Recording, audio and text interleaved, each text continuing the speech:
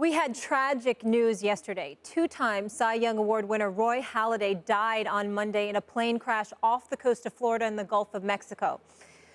He was way too young, just 40 years old. And gentlemen, Stephen A. Max, my heart just breaks for his wife and his two sons.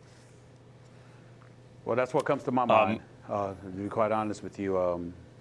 He was one of the great pitchers in the game of baseball.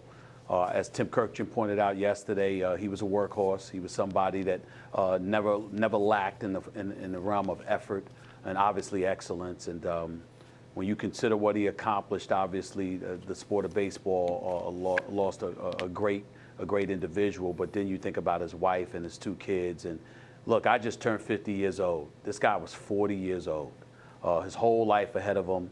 Had retired from the game of baseball, being as excellent as he was. For this to happen, to befell him and his family, is just as tragic. It's just something that's incredibly tragic, and my heart just goes out to him, his family, his friends, his loved ones, and everybody else that ever knew him. Obviously, he sounded like a really, really great guy. Yes, and I'm going to talk about the kind of person he was a little bit in my final take today. But right now, and obviously, all of our thoughts are with his family, and it's a terrible tragedy. But I want to give him, his credit for the greatness he achieved. I'll give him.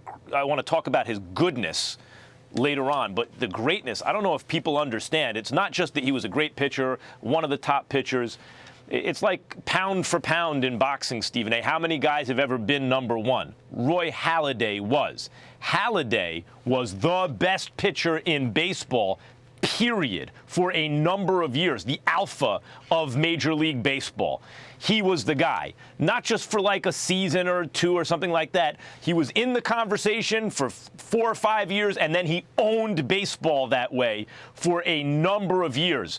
And when the pressure was increased, he became even better. When it mattered the most, he was nearly unhittable, and at one point actually in the playoffs, actually unhittable, where he threw a no-hitter. So I just want to make that clear. What the man who passed, as a player only, we'll talk about the man later, as a player only, was one of the greatest pitchers who ever lived. Special talent, special person. Roy Halladay, gone way too young at the age of 40. Our thoughts and prayers are with his loved ones.